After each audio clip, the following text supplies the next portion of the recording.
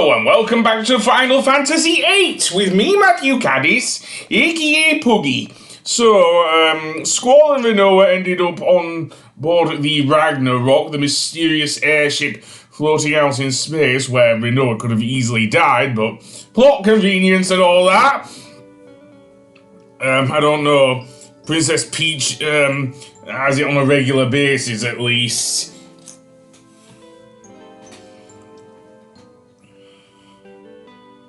Oh, you want a hug there, Rinoa? I don't know if Squall is in the mood to do so, but,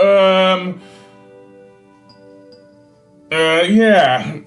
You'd think, given how he was trying to save her ass, you'd think he'd be more than happy to give her a hug. Especially since all would...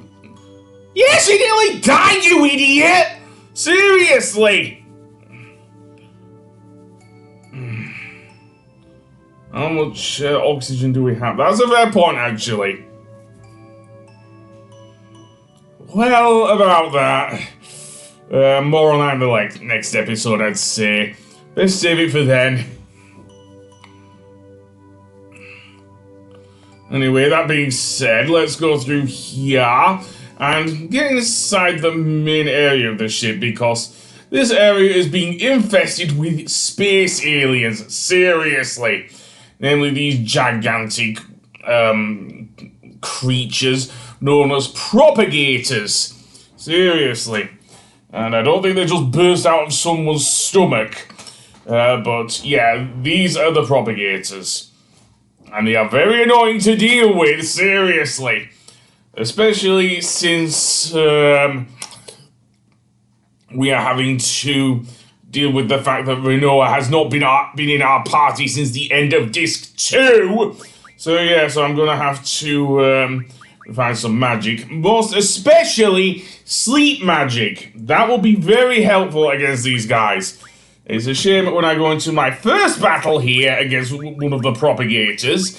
I don't have any magic for Rinoa, but not any magic. I don't junction any GS for Rinoa, so she goes in blind, basically. Indeed, let's head downstairs first, because that's where that purple Propagator was just crawling about there.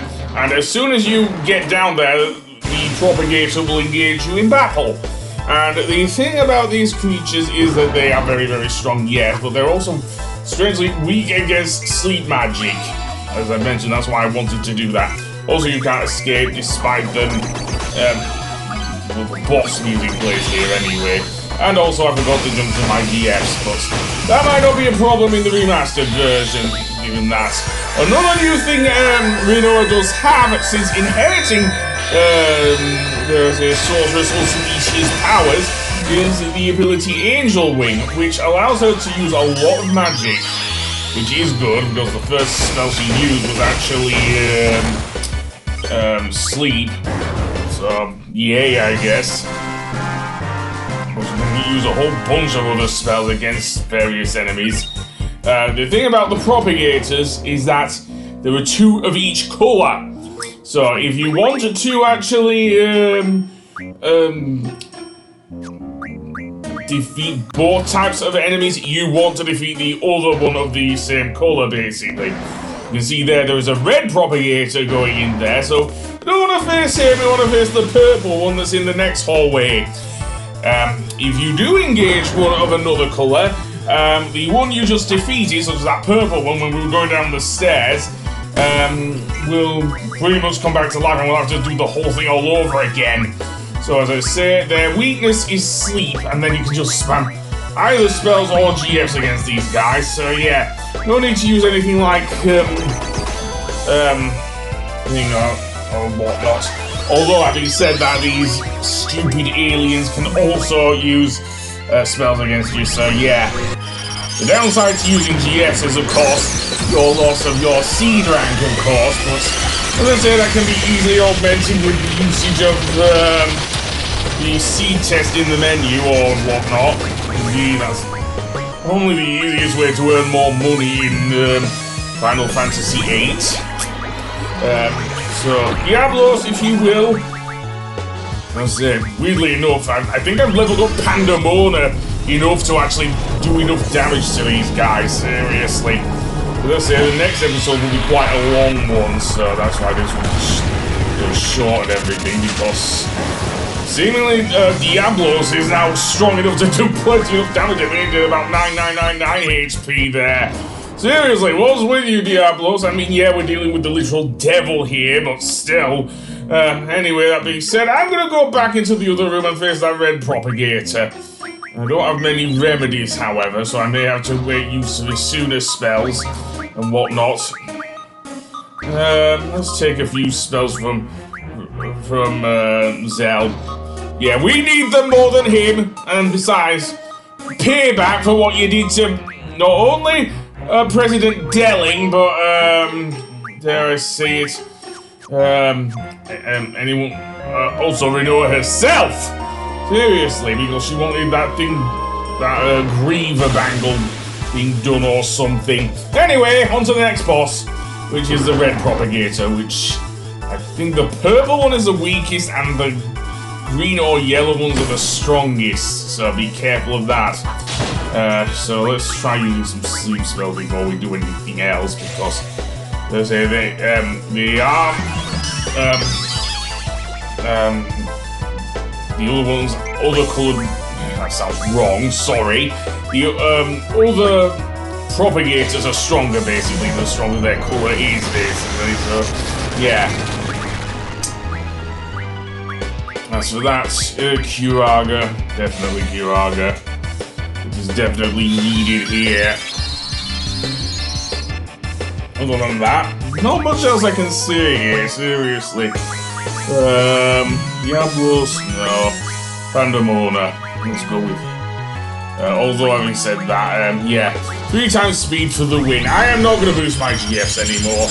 Already said that. It's just too much of an exercising button mashing. You know how I feel about that. So yeah. As far as I didn't speed up Pandemona's animation, since we have actually seen this GF before when we were fighting Raijin and Fujin, but whatever. And no, I'm not going to put anything out because these fights are actually required, so they're not just random encounters on the map. Granted,